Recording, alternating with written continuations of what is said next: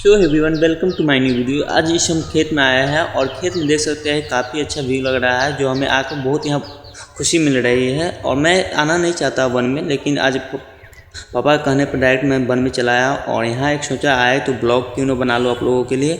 तो जैसे मैंने कैमरा खोला तो यहाँ काफ़ी अच्छा लग रहा है हमें। और चलिए एक ब्लॉग बनाते हैं और आप सभी यहाँ का व्यू दिखाते हैं किस तरह का व्यू है। तो आप लोग अगर अच्छा लगा हो व्यू तो लाइक्स जरूर कीजिएगा। जब तो चलते हैं और स्टेप बाय स्टेप सभी फसल को यहाँ दिखाते हैं। और यहाँ देख सकते हैं कि मेरे खेत में करेया है, मटर सब है। तो अभी यही सीजन है और पेड़ पौधा को काफ़ी अभी फूल फले हुए हैं, जो फल देने वाले हैं 1 से 2 महीने में।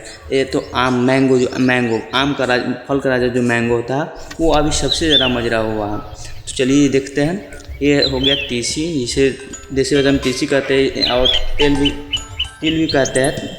तो ये किरैया हो गया और इसका दाल होता है और हम लोग सब्जी भी इसका खाते हैं कुछ समय के लिए। और ये किरैया देख सकते हैं, इसमें मटर दाना हो चुका है जो 1 से 2 सप्ताह में उखाड़ लिया जाएगा। और ये देख सकते हैं आम का मंजर हो गया, वो काफ़ी फैनेस्टिक व्यू लग रहा है ये वाला। इससे फैनेस्टिक व्यू आने वाला है, बस आप लोग वेट कीजिए थोड़ा सा। और ये फैनेस्टिक व्यू जो फ्लावर एक है, मतलब ये जंगली फूल हो गया। इसे काफ़ी लोग मतलब इसका इस्तेमाल करते हैं मुंह धोने में, दातुन बनाकर, ठीक है। जिसका मतलब कुछ फ़ायदे हैं, जैसे दांत दर्द करता है तो वो सब ठीक हो जाता है। इसलिए लोग देसी लोग मतलब गांव में के लोग सब इसका इस्तेमाल करते हैं मुंह धोने में।